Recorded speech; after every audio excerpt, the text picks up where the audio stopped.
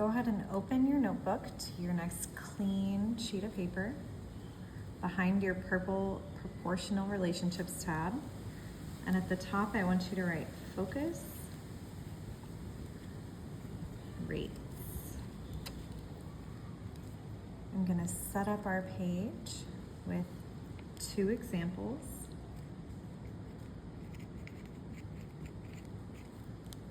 Example 1, example 2. Draw that line down the middle, which I may have to redraw if my hand smears it. So let me leave that open for now. And then at the bottom, I'm gonna write important to remember.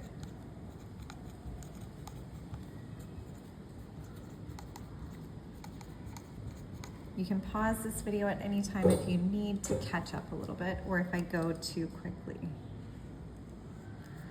All right, going back up to the top for example 1, I'm going to solve this rate problem using a double number line. So I'm gonna write double number line, and then I'm gonna write out the question for you. You can write a shorter version of this question if you want to for your notes to keep track of it, but I'm gonna write it in a full sentence. So Jack buys 3 packs of gum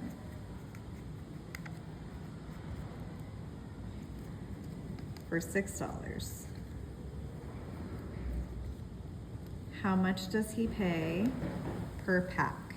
Or I might shorten that a bit. How much per pack? But I'm really asking how much does he pay per pack? Now, to set it up with a double number line, I know I'm going to draw a number line stacked with another number line. And if I remember, I want them to be lined up pretty evenly with one another. And I'm gonna label them with the information that I have. So in this case, I have packs of gum.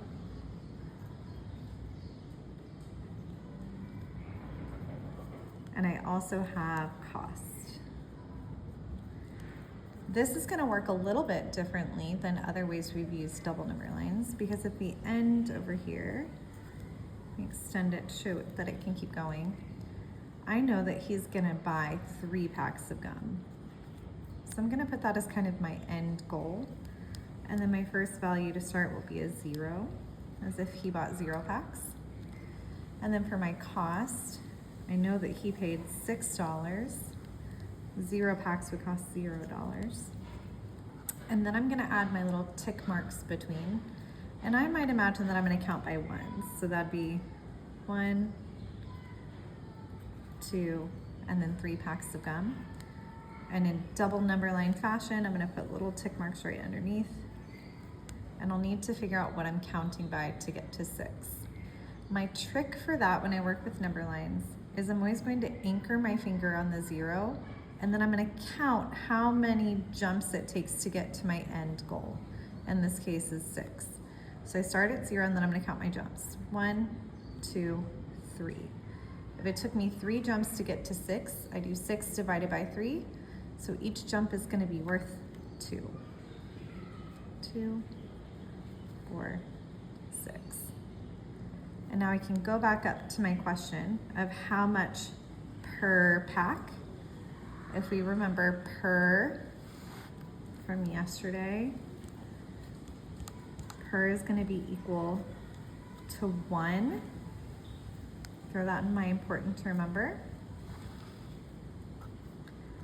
And I see 1 pack right here. So if I want to know per pack or per 1 pack, I know that it's going to cost $2 per pack. And I might put a little box around my answer, since I know I wrote a lot of text in there. If I go into important to remember, I might circle that too to see my rate.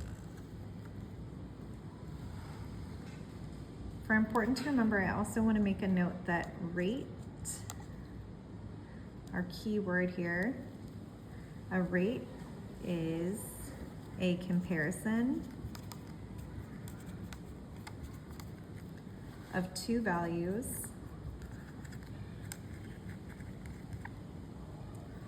when one quantity is 1. So in this first example, it was 1 pack of gum. All right, my example 2 is going to be the one that we learned yesterday, was using a ratio table. A tried and true strategy. Let me draw my dividing line now that my hand won't be resting on it. And I'm going to write out another problem. Olivia types 120 words in 4 minutes. What is her speed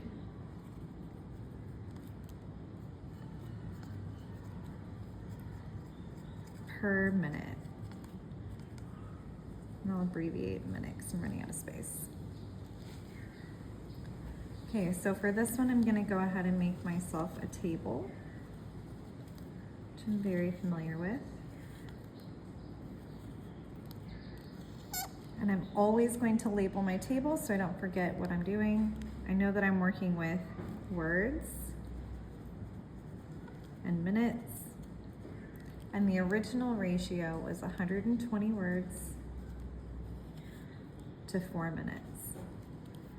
If I'm going to calculate her speed per minute, or it really should say her speed in words per minute,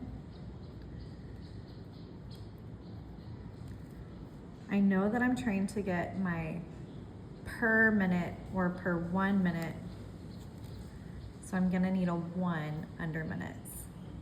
When it says per minute, I know that means 1 minute. I might make a little note to myself. 1 minute. When I'm working within a ratio table, I know I'm very confident with multiplying, but I can also go from a larger number to a smaller number by dividing. And to get to 1, I'm always going to divide a number by itself. So in this case, that's going to be 4.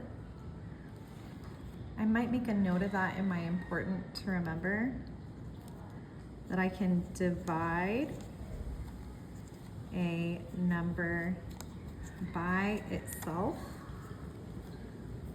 to get to 1. Just because I did that up there, and I think that's helpful to know. Now I treat these like my little ratio besties. If I've done something to this 4, I also need to come over here and do the same thing. So if I divided that by 4, I need to divide this by 4. 120 divided by 4 is going to be 30. And I can also check the horizontal relationship in my ratios to check my work. I know that if I look at 120 and 4, I can imagine 4 times 30 would give me 120. And 1 times 30 would give me 30. So I see that horizontal relationship as well. You could also see it as 120 divided by 4 gives me 4. Or sorry, 120 divided by 30 gives me 4. And 30 divided by 30 gives me 1. Sorry for that misspeak. So I know that if I go back to my question, her speed in words per minute, her speed is 30 words per minute.